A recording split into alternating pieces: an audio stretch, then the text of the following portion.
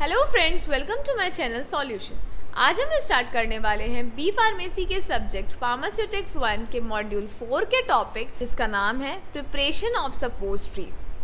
ठीक है, आज के इस लेक्चर वीडियो में हम लोग सपोस्ट्रीज के मेथड ऑफ प्रिपरेशन देखेंगे, क्योंकि इससे पहले वाले वीडियोस में हमने देखा है कि सपोस्ट्रीज क्या होती है, उसके एडवांटेजेस क्या होते हैं, उसके डिसएडवांटेजेस क्या होते हैं। ठीक है, उसकी आइडियल प्रॉपर्टीज़ क्या होती हैं। लेकिन अब इस लेक्चर वीडियो में हम देखेंगे कि आखिरकार सपोस्ट्रीज उसमें बेसिस कौन कौन से यूज़ होते हैं। ये भी हमने अपने पुराने लेक्चर वीडियोस में देखे हैं। अब सब चीज़ तो हमने देख लिया, तो अब ये देखते हैं कि उसको प्रिपेयर कैसे किया जाता है। सपोस्ट्रीज को प्रिपेयर करना बहुत ईजी होता है और हम इसे लेबॉरेटरीज में भी प्रिपेयर कर सकते हैं, पर इसमें कुछ बेसिक चीज़ें होते हैं जिसे हमें ध्यान देना पड़ता है। अगर हम उसे ध्यान नहीं देंगे तो इसकी कंसिस्टेंसी नहीं हो पाएगी और ये ईजिली बॉडी टेम्परेचर में मेल्ट नहीं हो पाएगा। कोई भी डोसेज फॉर्म की, चाहे वो इजी हो उसे बनाना, चाहे वो डिफ़िकल्ट हो, बट एक मेथड होता है जिसके थ्रू उसको बनाया जाता है। उस मेथड के थ्रू अगर आप नहीं बनाएंगे, तो जैसे हम खाना भी बनाते हैं, है ना, तो हम हर चीज़ को, अगर हम नॉर्मल एक चाय भी बना रहे हैं, कुछ भी हम बना रहे हैं, एक नॉर्मल चाय भी बना रहे हैं, तो उसमें हमें सबसे पहले दूध डालना है। सबसे पहले पानी डालेंगे, उसके बाद दूध डालेंगे, फिर उसमें चाय पत्ती डालेंगे, उसमें शक्कर डालेंगे, फिर उसका उबाल का वेट करेंगे। जो लोग लौंग इलायची डालते हैं वो सब डालेंगे बाद में। तो ये एक प्रोसीजर है, ठीक है, जिसको हम फॉलो करेंगे तभी बनेगा। पहले ही चाय पत्ती डाल देंगे, शक्कर डाल देंगे, बाद में दूध डालेंगे, ऐसे नहीं चलता ना।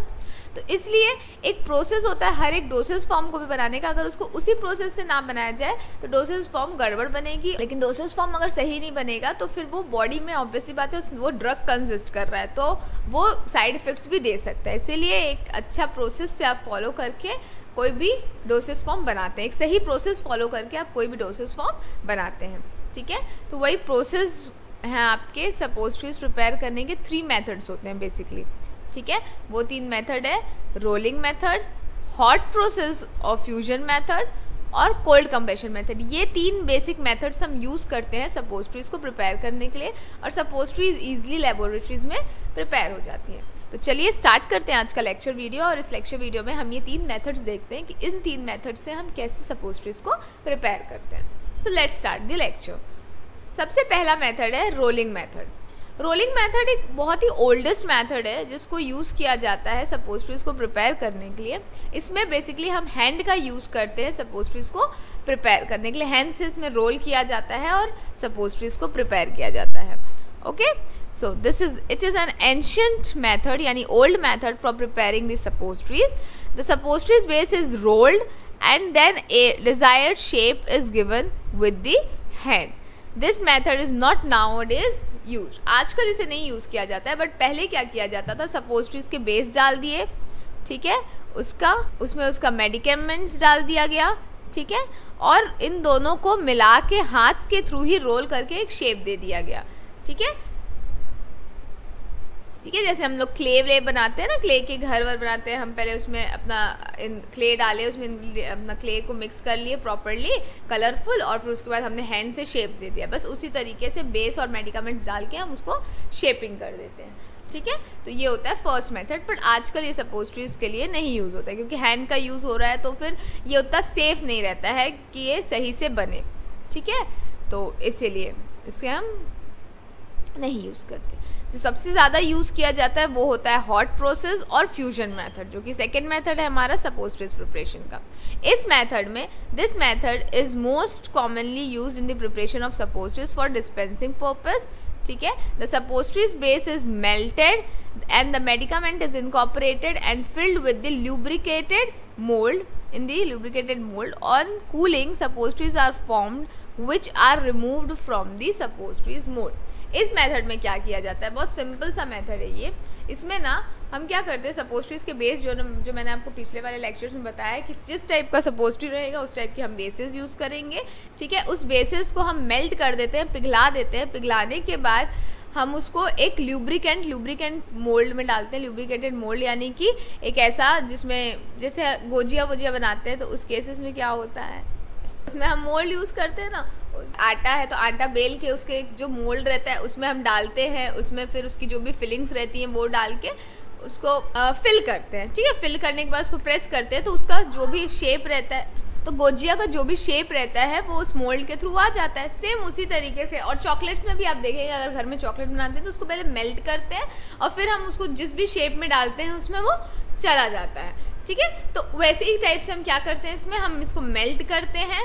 सपोस्ट्रीज बेसिस को मेल्ट करने के बाद एक मोल्ड के अंदर, मोल्ड में भी जैसे गुजिया बनाते हैं तो हम उसमें ऑयल अप्लाई करते हैं ना कि वो ईजिली निकल जाए, वैसे ही इसमें भी ल्यूब्रिकेंट अप्लाई करते हैं, जो मैं आपको आगे बताऊंगी कैसे ल्यूब्रिकेशन किया जाता है। कि वो क्या है, वो चिपके ना, अगर वो चिपक जाएगा उसमें तो फिर क्या होगा, वो निकल ही नहीं पाएगा मोल्ड से बाहर, तो वो चिपके ना, इसलिए हम उसमें पहले ही मोल्ड अप्लाई कर देते हैं और फिर उसको ठंडा करते हैं। जब उसको ठंडा करते हैं, ठंडा करने के बाद मोल्ड को खोलते हैं और फिर उससे हमारा जो भी सपोस्ट्रीज होता है वो हम निकाल लेते हैं, ठीक है। तो ये एक हॉट प्रोसेस और फ्यूजन मेथड कैसे किया जाता है ये है। इसको अब देखिए, जैसे मैंने आपको कुछ टर्म्स बताए अभी, सपोस्ट्रीज, अभी इसी वीडियोस में मैंने आपको 3-4 टर्म्स बताया, lubricated mould, lubrication, new word, suppositories, mould क्या होते हैं, ठीक है। तो ये एक्चुअली में क्या होते हैं मैंने यहाँ पे डिस्कस किया है एक एक करके, तो देखते हैं, ठीक है, क्योंकि ये नया टर्म है, आपको पता होना चाहिए कि एक्चुअली में क्या है। तो हॉट प्रोसेस फ्यूजन मेथड में ये सब यूज़ होते हैं। सपोस्ट्रीज मोल्ड यानी आप समझ लीजिए, सपोस्ट्रीज का मोल्ड यानी सांचा, सांचा यानी जो शेप आपको देना है सपोस्ट्रीज को वो देने की एक मशीन है, जैसे इस टाइप की ये होती है,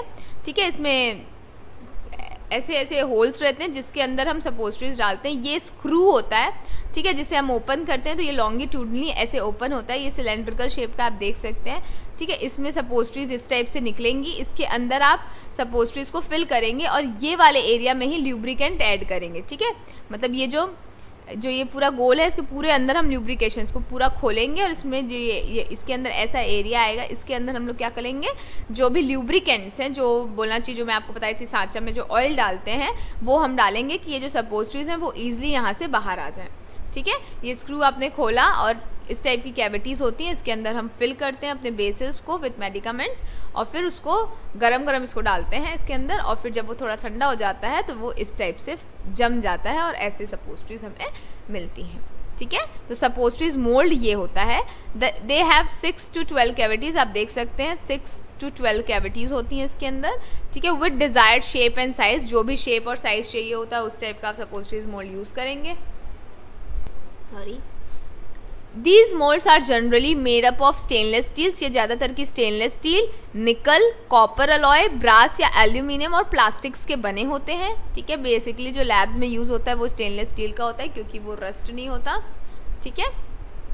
the mould is open longitudinally and have a screw in the centre, जैसे मैंने आपको बताया कि लॉन्गिट्यूडनली ओपन होता है और इसका स्क्रू होता है सेंटर में जिसके थ्रू ये ओपन होता है। तो ये होते हैं सपोस्ट्रीज मोल्ड, ठीक है। अब सपोस्ट्रीज मोल्ड का ल्यूब्रिकेशन यानी कि वही ऑयलिंग, ठीक है, मतलब हम उसको ल्यूब्रिकेट करेंगे, जैसे हम ग्लिसरीन लगाएंगे या कुछ ऐसी चीज़ लगाएंगे कि जिसके थ्रू वो चिपक ना जाए, क्योंकि बेस जो रहती है उसका नेचर होता है थोड़ा अडेसिव, अगर वो चिपक गया मोल्ड के ऊपर ही तो आपको निकालने में इसका कुछ स्क्रैच करना पड़ेगा, वो इजीली नहीं निकलेगा, तो उसका शेप चेंज होने के चांसेस होते हैं। और शेप चेंज हो गया तो आप किसी भी कैविटी, क्योंकि सपोस्ट्रीज तो कैविटीज़ के अंदर देखते हैं, रेक्टल कैविटी, तो उस शेप में वो नहीं रहेगा, तो वो मेल्ट होने में और वो इनकॉर्पोरेट होने में दिक्कत करेगा, ठीक है। सो ये है ल्यूब्रिकेशन। हम ल्यूब्रिकेशन कैसे करते हैं, तो the lubrication of the suppositories mould is essential in case of cocoa butter में इम्पॉर्टेंट होता है, और ग्लिसरोजेलेटिन बेस जब हम यूज़ करते हैं तो उस केस में हमें ल्यूब्रिकेशन इंपॉर्टेंट होता है क्योंकि उनका नेचर एडहेसिव होता है, ठीक है। Lubrication is done by different lubricants, lubrication जो होते हैं वो डिफरेंट लुब्रिकेंट्स से किए जाते हैं। फॉर एग्जाम्पल जब हम कोका बटर बेस यूज़ कर रहे हैं तो हम सॉफ्ट सोप यूज़ करते हैं, ग्लिसरीन यूज़ करते हैं, या अल्कोहल 90% को हम यहाँ पे लगाते हैं जिससे वो इजीली निकल जाए, ठीक है। ग्लिसरोजिलेटिन या यूज़ कर रहे हैं अगर हम एज अ बेस, तो हम उसमें लिक्विड पैराफिन या फिर अराचिस ऑयल लगाते हैं इसमें कि वो निकल जाए इजीली, ठीक है। या फिर अगर इमल्सिफाइंग बेसेस यूज़ कर रहे हैं, सिंथेटिक बेस यूज़ कर रहे हैं, तो कोई ज़रूरत नहीं होती है ल्यूब्रिकेंट ऐड करने के लिए, क्योंकि वो उतने एडेसिव नहीं होते हैं बाय नेचर, वो इजीली निकल जाएंगे, ठीक है। So the lubricant should be applied with the help of brush और स्वैब मेड ऑफ गॉज। एक चीज़ और कि अगर हम इसमें ल्यूब्रिकेंट अप्लाई कर रहे हैं तो उसको बेसिकली हम ब्रश या फिर जो स्वैब बनते हैं उससे यूज़ करना, उससे अप्लाई करना चाहिए, कॉटन से अप्लाई नहीं करना चाहिए। क्यों नहीं कॉटन से अप्लाई करना चाहिए? अगर हम कॉटन से अप्लाई करेंगे तो सोचिए आप तेल को अगर कॉटन से अप्लाई करेंगे तो जो कॉटन के जो रुई, कॉटन यानी रुई, राइट, तो अगर हम उससे करेंगे तो उसके जो रेशे हैं वो इसमें जाके चिपकने लगेंगे, और वो चिपकने लगेंगे तो वो इम्प्योरिटी का पार्ट है ना, हमारा जो सपोस्ट्रीज है वो प्रॉपरली नहीं बना है इसका मतलब, ठीक है, तो वो दिक्कत करेगा। इसीलिए हम कॉटन वूल को नहीं यूज़ करते। Cotton wool should not be used because cotton fibres get detach from it and excess. और एक चीज़ और ध्यान रखना पड़ता है, ये नोट वाली चीज़ें हैं कि excessive lubrication of the mould should be avoided. ज़्यादा भी ल्यूब्रिकेशन नहीं करना चाहिए। अब आप ज़्यादा भी तेल डाल दोगे तो सिर्फ सपोस्ट्रीज के अंदर या फिर आपकी गोजिया के अंदर तेल तेल ही आ जाएगा, जैसे मैंने आपको एग्जाम्पल बताया था। तो हम ज़्यादा भी ल्यूब्रिकेशन नहीं अप्लाई करते, बस इतना अप्लाई करते हैं कि ईजिली उससे सपोस्ट्रीज निकल जाए, हमें स्क्रैच करने की ज़रूरत ना पड़े ज़्यादा, ठीक है। फिर थर्ड है हमारा कैलिब्रेशन ऑफ मोल्ड, ठीक है। मोल्ड का हम कैलिब्रेशन कैसे करेंगे? कैलिब्रेशन करना ज़रूरी होता है, क्योंकि अगर हम कैलिब्रेट नहीं करेंगे तो हम लोग डिफरेंट टाइप्स के हमें मिलने लगेंगे, डिफरेंट कैपेसिटीज़ के। तो कैलिब्रेट करने के लिए हम क्या करते हैं, generally a standard mould of 1 gram capacity is used, 1 gram capacity की यूज़ किया जाता है। Calibration of mould is necessary because the size of the suppositories from a particular mould remains the same, कि साइज सेम रहे, ठीक है, but wait varies. देखो क्या होता है, साइज तो सेम निकलता है 1 ग्राम कैपेसिटी का, लेकिन उसकी वेट वेरीज हो जाती है, इसलिए हमें कैलिब्रेट करना चाहिए, ठीक है।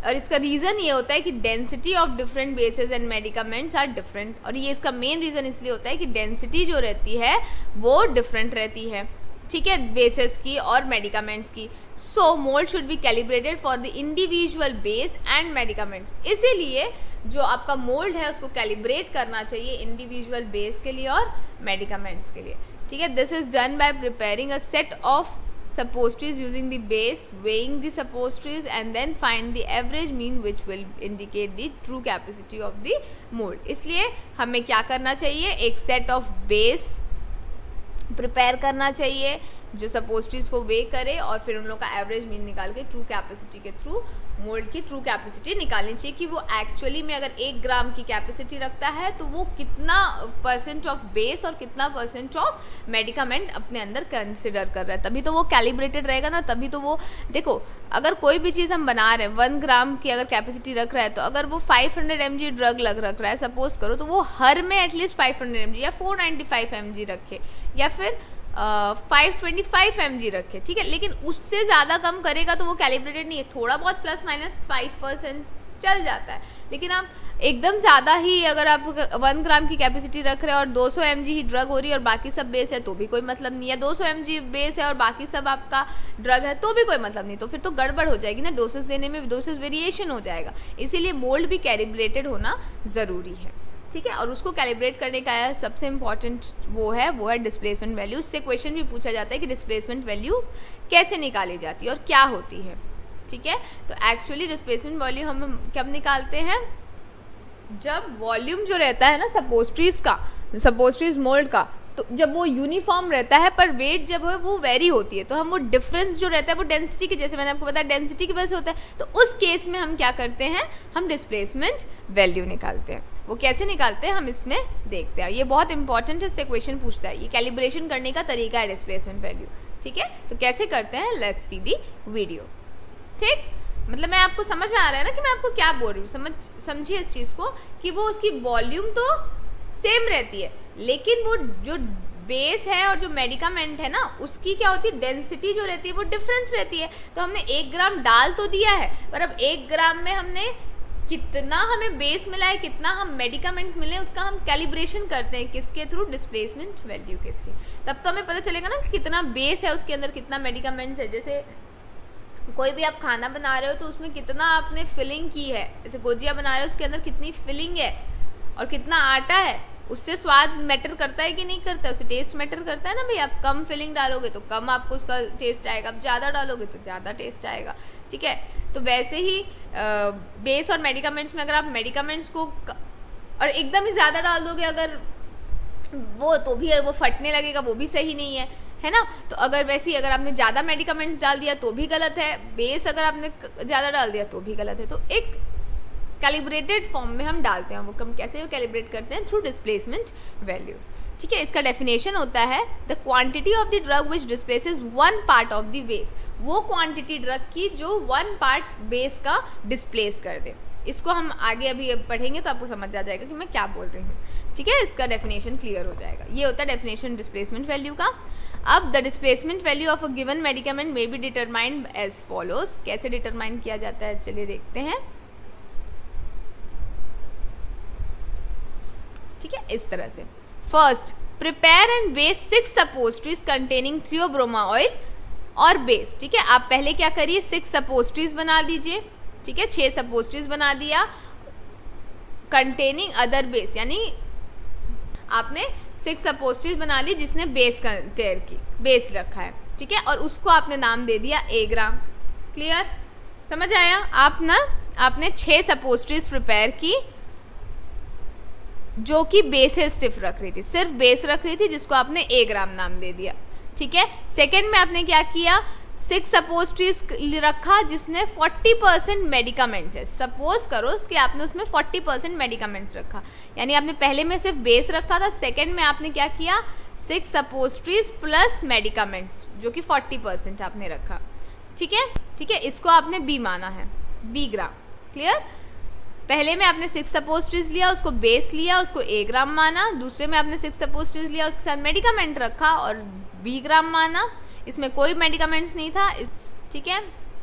Calculate the amount of theobroma oil present in the medicated suppositories. अब इसमें मेडिकेटेड सपोस्ट्रीज आपने बना दिया है, तो अब इसमें कुछ बेसिस भी होंगे, ठीक है। तो 40% जैसे हमने बोला है कि वो मेडिकामेंट है, तो 60% उसमें बेस होगा, ठीक है। तो 60/100 इंटू B, यानी जो भी आपका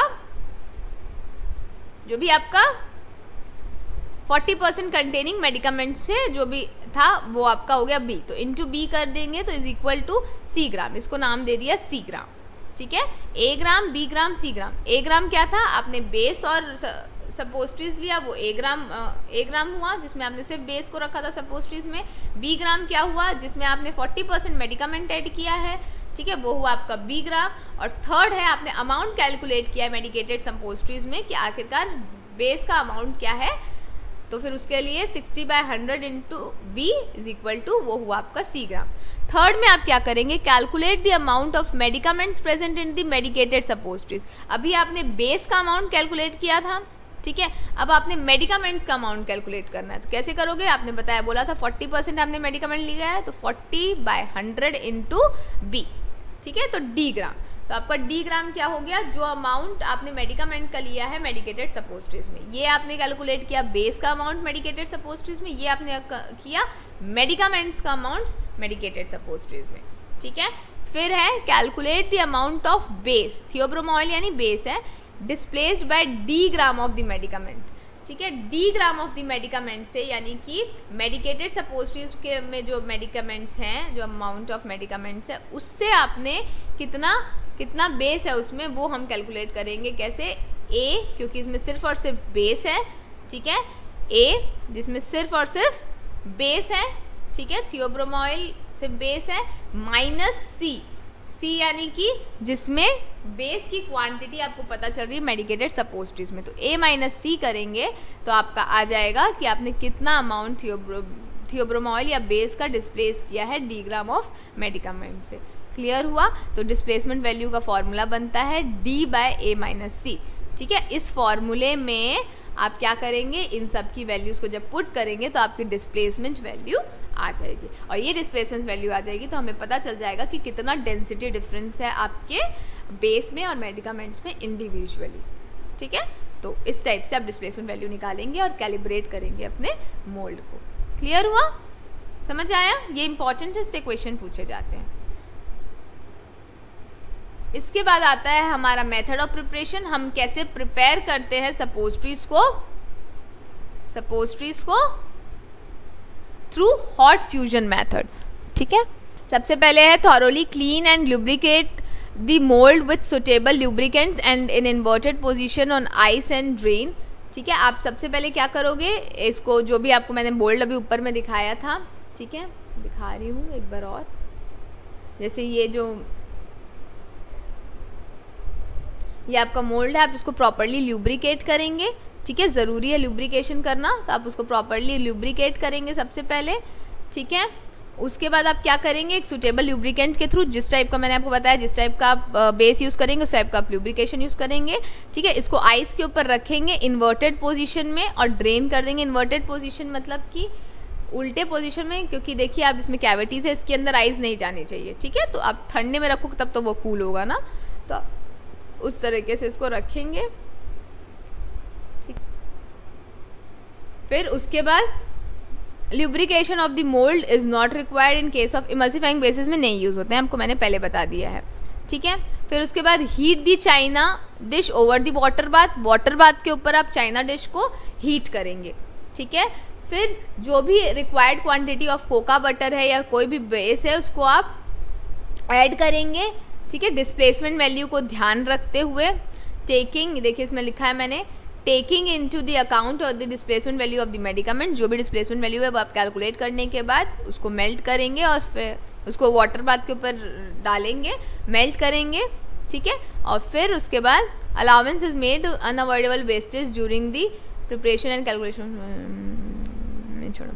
ठीक है, फिर उसके बाद क्या करेंगे, remove the China dish from water bath, water bath से आप रिमूव कर देंगे चाइना डिश को जब 2/3 ऑफ द बेस जो होता है वो मेल्ट हो जाएगा। जैसे ही 2/3 ऑफ द बेस आपको दिखेगा तो मेल्ट होते हुए, तो आप उसको चाइना डिश जो कि आपने वाटर बाथ के ऊपर रखा था अभी हीट करने के लिए, उसको आप हटा देंगे। ठीक है, और फिर उसको स्टिर करेंगे thoroughly with the whole mass melts, तो आप स्टिर करेंगे, जैसे 2/3 होगा आप उसको स्टिर करेंगे तो देखिएगा पूरा मास जो है वो मेल्ट हो जाएगा। The process prevents the over heating, इससे क्या होती है, ओवर हीटिंग नहीं होती। देखो मैंने आपको अभी 3 प्रोसेस बताया, इसमें सबसे पहले आपने क्या किया, जो सपोस्ट्रीज मोल्ड को आपने खोला, खोलने के बाद उसको ल्यूब्रिकेट किया, उसमें ऑयलिंग डाला। ठीक है, उसके बाद आपने उसको ठंडे में रख दिया है कूल आइस के ऊपर इन्वर्टेड पोजीशन में। ठीक है, उसके बाद आपने चाइना डिश लिया, चाइना डिश को वाटर बाथ के ऊपर हीट किया और फिर उसमें चाइना डिश में आपने बेसिस डाला। ठीक है, डिस्प्लेसमेंट वैल्यू कैलकुलेट करके आपने बेसिस डाला। जब आपने बेसिस डाला तो जब वो 2/3 बेसिस मेल्ट हो गई तो आपने उसको स्टिर किया, पूरा को नहीं मेल्ट होने दिया, अगर पूरा मेल्ट होगा तो जल जाएगा ना। तो आपने 2/3 मेल्ट हुआ तो आपने पूरा जब ऐसे उसको घुमाया, स्टिर किया, तो सारा बेस में वो गर्मी गई, तो वो गर्मी की वजह से सारे बेस जो रहते हैं वो पिघल जाते हैं। ठीक है, जब आप स्टिर करोगे तो वो गरम जो रहेगा वो, जब आपने स्टिरिंग करोगे तो वो पूरे गरम हो जाएगा और फिर गरम होने के बाद वो पूरी तरीके से मेल्ट हो जाएगा। ठीक है, तो मास पूरा मेल्ट हो जाएगा, तो ये प्रोसेस जो होगी आपकी ओवर हीटिंग को बचाएगी। इतना समझ आया। उसके बाद आप क्या करोगे, place the wait quantity of powdered medicament, जो पाउडर्ड मेडिकामेंट होगा उसका वे क्वांटिटी को आप इनकॉर्पोरेट करोगे सपोस्ट्रीज में। जो आपने चाइना डिश को हटा दिया ना, अब यहाँ से हटा दोगे और फिर आप क्या करोगे, जो wait quantity of powder medicament है उसको हम एक ऑइंटमेंट टाइल में या किसी में हम डाल देंगे। ठीक है, डालने के बाद हम क्या करेंगे, pour half of the medicament melted over it, उसके बाद हम मेल्टेड बेस को इसके ऊपर डालेंगे। ठीक है, mix it thoroughly with spatula, इन दोनों को प्रॉपरली मिक्स करेंगे और this mix marks is transfer to china dish and thoroughly so that homogeneous mass is form. फिर इसको चाइना डिश में डालते हैं और इसको प्रॉपरली मिक्स करते हैं। मिक्स करने के बाद इसको फिर से गर्म करते हैं। ठीक है, for few seconds with constant stirring. ठीक है, कि मास जो रहे वो इतना थिन हो जाए कि हम सपोस्ट्रीज मोल्ड के ऊपर इसको डाल सकें। ठीक है, फिर क्या हुआ, pour the melted mass into the cavities of the suppositories kept over the ice. ठीक है, आइस के ऊपर जो सपोस्ट्रीज मोल्ड है उसके ऊपर हमने इसको पोर किया। फिल द कैविटी, जब तक ओवरफ्लो नहीं हो जाता है तब तक आपको फिल करते रहना है इसको, in order to forms the formation of hollow, to prevent hollow in the tops of the. देखो क्या करोगे, अभी मैंने आपको बताया कि चाइना डिश से ये किया गया। ठीक है, फिर उसके बाद wait quantity of powdered medicaments को आप डाल दोगे, जो भी wait quantity of powdered medicament है उसको आपने डाल दिया। ठीक है, उसको कांस्टेंट स्टिरिंग की आपने। ठीक है, फिर उसमें बेस डाला, उसकी कांस्टेंट स्टिरिंग की, इन दोनों को मिक्स किया। फिर उसके बाद ना फिर से इसको वाटर बाथ के ऊपर ले जाओगे और इसको क्या होगा, अब थोड़ा सा गर्म हो जाएगा, ठंडे पे जाएगा, थोड़ा गर्म हो जाएगा, सॉरी थोड़ा ठंडा हो जाएगा ये, तो फिर ये जमने लगेगा। तो हम क्या करेंगे, फिर से इसको वाटर बाथ के थ्रू इसको हीट देंगे तो ये क्या होगा, इसको कांस्टेंट स्टिरिंग करते रहना, नहीं तो ये क्या होगा, जल जाएगा। ठीक है, इसको कांस्टेंट स्टिरिंग करोगे तो ये फिर पिघल जाएगा। पिघलने के बाद इसको इतना पिघलाना कि इसको मोल्ड के अंदर हम, क्योंकि पानी जैसा रहेगा तब तो पानी की थोड़ी सी, पानी से ज़्यादा थोड़ा अगर विस्कोसिटी भी रहेगा तो भी चल जाएगा, लेकिन थोड़ा सा पोरेबल कंडीशन में रहेगा तभी तो हम सपोस्ट्रीज मोल्ड जो मैंने आपको दिखाया था उसकी कैविटीज़ के अंदर फिल करेंगे ना, उसके अंदर फिल करने के लिए इसको हम पोरेबल बनाएंगे। पोरेबल बनाने के बाद हमको ये भी देखना है कि ये पूरा ओवरफ्लो होने तक की इसको भरना है। क्या होता है अगर हम इसको पूरा ओवरफ्लो होकर नहीं भरेंगे ना, तो जब हम इसको निकालेंगे तो यहाँ पे गड्ढे गड्ढे टाइप दिखेंगे, पूरा फिल नहीं रहेगा। तो पूरा एक प्लेन सरफेस पाने के लिए हमें पूरा सपोस्ट्रीज के मोल्ड की कैविटीज़ तक की इसको भरना रहेगा, ठीक है। इसको पूरा फिल करेंगे यहाँ तक की। अगर नहीं कर, देखो जैसे ये कितना फिनिश्ड आया है ना, अगर हम इसको ऐसे नहीं भरेंगे तो ये ऐसा कुछ सपोस्ट्रीज आने लग जाएगा इस टाइप से, तो वो अच्छा नहीं लगेगा। क्लियर हुआ? तो इसीलिए उसका शेप सही नहीं रहेगा, ठीक है। तो शेप सही रखने के लिए हम पूरी तरीके से उसको भरते हैं, ठीक है। फिर उसके बाद कूल करते हैं उसको, और फिर टॉप से हम उसकी जो एक्स्ट्रा लेयर है उसको निकाल देते हैं, ठीक है। तो यही है, remove the excess mass with the help of sharp knife or blade when the mass is proper set. जैसे ही वो कूल हो जाएगा, प्रॉपर्ली सेट हो जाएगा, हम ऊपर से उसके शार्प नाइफ के थ्रू उसको हटा देते हैं, जो मैंने आपको बोला ओवर हम फ्लो करते हैं ना वो। फिर keep the mould over the ice in cool place for 10 to 15 minutes, 10 से 15 मिनट तक की आप उसको ठंडे आइस में रखे रहिएगा। फिर धीरे से open the mould and remove the suppositories, wipe the suppositories lightly with the clean cloths or filter paper या क्लीन क्लोथ से आप सपोस्ट्रीज को अच्छे से वाइप कर दीजिए, और रैप दी सपोस्ट्रीज इन दी वैक्स पेपर, और वैक्स पेपर के अंदर आप उसको रैप करके प्रॉपरली रख दीजिए और कूल प्लेस में रखिए, ठीक है। ये था हमारा method of preparation of hot process through hot process method और फ्यूजन मेथड। ये समझ आया आपको?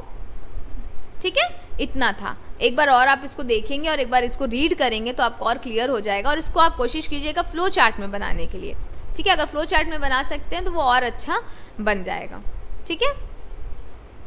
मतलब आपको बेसिकली प्रोसेस याद करना है। एक बार मैं आपको फिर से एक बार प्रोसेस रिवाइज करवा देती हूँ। इसमें कुछ नहीं है, आपने सबसे पहले सपोस्ट्रीज के जो मोल्ड हैं उसको क्लीन किया, उसको ल्यूब्रिकेट किया, ठीक है। उसके बाद चाइना डिश में आपने उसके बेसेस लिए, वाटर बाथ के ऊपर उसको गर्म करके बेसेस को 2/3 पार्ट तक के आपने मेल्ट किया। मेल्ट करने के बाद आप उसको निकाल दिए। निकालने के बाद उसको स्टिरिंग के थ्रू हम उसको पूरी तरीके से मेल्ट करेंगे। जब हम उसको पूरी तरीके से मेल्ट कर देंगे तो फिर हम उसको हटाएंगे, और पाउडर जो वेट क्वांटिटी ऑफ जो पाउडर मेडिकामेंट्स था उसको अलग से लेंगे, ठीक है। लेने के बाद उसमें हम बेस को डालेंगे। अब पाउडर मेडिकामेंट्स था वो गर्म नहीं हुआ, वो मेल्टेड फॉर्म में नहीं है, तो डेफिनेटली उसको फिर मेल्ट करना पड़ेगा, तब तो वो सपोस्ट्रीज के मोल्ड में जाएगी। तो मेडिकेटेड जो पाउडर मेडिकामेंट्स हैं उसको हम बेस में डालें, और फिर उसको वाटर बाथ में फिर उसको कांस्टेंट स्टिरिंग के थ्रू मेल्ट करेंगे, उसको पोरेबल बनाएंगे, और फिर जब वो पोरेबल बन जाएगा तो हम सपोस्ट्रीज मोल्ड के ऊपर ओवरफ्लो तक की डालेंगे। ओवरफ्लो तक की इसलिए डालेंगे कि उसका शेप प्रॉपर आ जाए। जब वो आइस के ऊपर रहेगा हमारा सपोस्ट्रीज तो 10 से 15 मिनट तक उसको रखेंगे, और उसको जब रखेंगे 10 से 15 मिनट तक की, तो क्या होगा, वो ओवरफ्लो किया, उसको प्रॉपर जब वो जमने लगेगा तो नाइफ के थ्रू जो ओवरफ्लो वाली थी उसको हम स्क्रैच करके आउट कर देंगे, ठीक है। और सपोस्ट्रीज मोल्ड के अंदर हम अपनी सपोस्ट्रीज रखेंगे, ठीक है। सपोस्ट्रीज को डिस्टर्ब नहीं करेंगे जो अंदर में है, सिर्फ ऊपर के जो लेयर है उसको हम प्लेन बनाएंगे, प्लेन सरफेस बनाएंगे, ठीक है। फिर उसके बाद वो बनने के बाद क्या होगा, आप उसको निकाल दिया, उसको स्क्रैप कर लिया, फिर उसके बाद आपने ल्यूब्रिकेंट को खोला, सपोस्ट्रीज मोल्ड को खोला, सपोस्ट्रीज को डिस्प्लेस किया, उसको प्रॉपर्ली वाइप किया क्लीन फिल्टर पेपर से, और वैक्स पेपर में रैप करके रख दिया। ये था हॉट फ्यूजन मेथड, ठीक है। नेक्स्ट है और लास्ट मेथड हमारा थर्ड मेथड है। सबसे पहले था रोलिंग मेथड, थे हॉट एंड फ्यूजन मेथड, और लास्ट है हमारा कोल्ड कंप्रेशन मेथड। ये हम तब यूज़ करते हैं जब हमारे जो मेडिकामेंट है या जो मेडिकामेंट है वो थर्मोलेबाइल है, ठीक है। यानी कि वो जो ड्रग है वो हीट के कांटेक्ट में आके डिग्रेड हो जा रहा है। तो जैसे हॉट फ्यूजन मेथड में हीट के कांटेक्ट में था तो वो डिग्रेड हो जा रहा था ना, और रोलिंग मेथड तो उतना सुटेबल नहीं होता, तो उस कंडीशन में हम कोल्ड कंप्रेशन मेथड यूज़ करते हैं। The method is useful for thermolabile and insoluble drugs because heating and stirring of the base with medicaments is not required, क्योंकि इसमें हीटिंग और स्टिरिंग बेस के साथ मेडिकामेंट्स की रिक्वायर्ड नहीं होती। तो इसमें जो स्टेप्स इन्वॉल्व होते हैं वो हम देखते हैं। सबसे फर्स्ट में क्या होता है, जो कोको बटर रहता है उसको ग्रेट करते हैं, उसको लेते हैं। The ingredients are mixed with an equal quantity of grated cocoa butter, add the remaining amount of grated cocoa butter while calculating the amount of cocoa butter to be incorporated with the medicaments allowance, ठीक है। Cocoa butter यानी जो हमारा base है basically उसको हम छोटे छोटे पार्ट्स में कर लेते हैं इसमें, ठीक है। और ग्रेटेड यानी छोटे छोटे पार्ट्स में हम इसको कर लिए, तो फिर उसके बाद क्या करेंगे, जो भी इंग्रेडिएंट्स है उसको हम इक्वली क्वांटिटी में हम उसको मिक्स कर दिए, तो और फिर उसके बाद लिया आपने थोड़ा सा, फिर उस इक्वल क्वांटिटीज़ में आप लेंगे जो भी कोका बटर जो आपका बेस होगा उसको और इंग्रेडिएंट्स होंगे उसको, ठीक है। उसके बाद जो remaining amount of cocoa butter रहेगा उसको ऐड कर देंगे, ठीक है। आपने कैलकुलेट किया डिस्प्लेसमेंट वैल्यू के 3 मेडिकामेंट्स, उसके बाद कैलकुलेट करके हम डाल देंगे कि unavoidable wastage during the preparation, हम इसको अवॉइड करेंगे, ठीक है। फिर है the compression of the prepared mass is done और ऑन हैंड, ठीक है। कंप्रेशन हैंड से किया जाता है, power operated compression machine use किया जाता है। ये मशीन का मैंने आपको अभी बता रही हूँ, इसको मैं लिख देती हूँ, हो सकता है ये इतना क्लियर ना दिख रहा हो। तो है वो है आपकी स्टॉप प्लेट, ठीक है। ये जो है वो आपका है मोल्ड, ये आपकी नैरो ओपनिंग है, ये आपका यहाँ पे आप प्रिपेयर्ड मास डालते हैं, ये आपका सिलेंडर है, ठीक है, और ये आपका पिस्टन है, ठीक है। तो ये हुआ आपका ये मशीन रहता है, इसमें हमने एक मास को रखा, ठीक है। मास रखने के बाद इसको मैं आपने सिलेंडर के ऊपर मास रखा है तो ये सिलेंडर हो गया, ठीक है। उसके बाद आपने सबसे पहले तो एक मास बना दिया। कैसे बनाया? रिमेनिंग जो भी इंग्रेडिएंट्स था उसको मिक्स किया इक्वल क्वांटिटी में और ग्रेटेड बेस यूज़ किया। ग्रेटेड यानी उसको छोटे छोटे पार्ट्स में तोड़ के हमने उसको यूज़ किया, ठीक है। फिर उसमें रिमेनिंग क्वांटिटी ऑफ बेस भी ऐड किया और मिक्स कर दिया, ठीक है। फिर सपोस्ट्रीज मास को हमने सिलेंडर के अंदर डालते हैं, ये है सिलेंडर, ठीक है। सिलेंडर के अंदर आप इसको डालेंगे और उसमें आपने मास रखा है, जो प्रिपेयर्ड मास आपने बनाया वो डाला और सिलेंडर के अंदर किसके थ्रू, ये जो ओपनिंग है नैरो ओपनिंग वो पिस्टन के थ्रू खुलती है तो उसके थ्रू आपने यहाँ पे डाल दिया, ठीक है। उसके बाद आपने क्या किया सिलेंडर को क्लोज कर दिया, ठीक है, थ्रू पिस्टन। ये जो होती है वो मूवेबल होती है, ये जो पिस्टन है मूवेबल होती है, जिसके थ्रू आप प्रेशर देते हैं तो ये ऊपर नीचे होती है, तो आप उसको खींचोगे तो थ्रू पिस्टन आपने डाल दिया, ठीक है। फिर जब मोल्ड जो है वो पूरी तरीके से जब फिल हो जाएगा, इस field movable, stop plate is removed. उसके बाद फिल होने के बाद ये स्टॉप प्लेट जो रहती है, जब ये मोल्ड पूरी तरीके से फिल्ड हो जाएगा यहाँ पे, ठीक है, तो आप स्टॉप प्लेट को हटा देंगे। जब ये स्टॉप प्लेट को हटा देंगे तो आप इसको वाइप आउट करोगे, ठीक है, इसको रिमूव कर दोगे स्टॉप प्लेट के थ्रू। जब रिमूव कर दोगे तो सपोस्ट्रीज बन जाएगी और सपोस्ट्रीज को आप क्या करोगे, इजेक्ट कर दोगे, बाहर निकाल लोगे, ठीक है, और इसको रैप कर दोगे वैक्स पेपर के थ्रू। समझ आया? सबसे पहले आप क्या करेंगे, मास को आपने सिलेंडर के ऊपर डाल दिया, सिलेंडर के ऊपर डालने के बाद थ्रू पिस्टन आपने खींचा। किससे डाला मास को? तो नैरो ओपनिंग थी यहाँ पे, उसके थ्रू डाल दिया, ठीक है। फिर इसको फिल करेंगे, फिल करने के बाद ये पूरे मोल्ड में फिल हो जाएगी।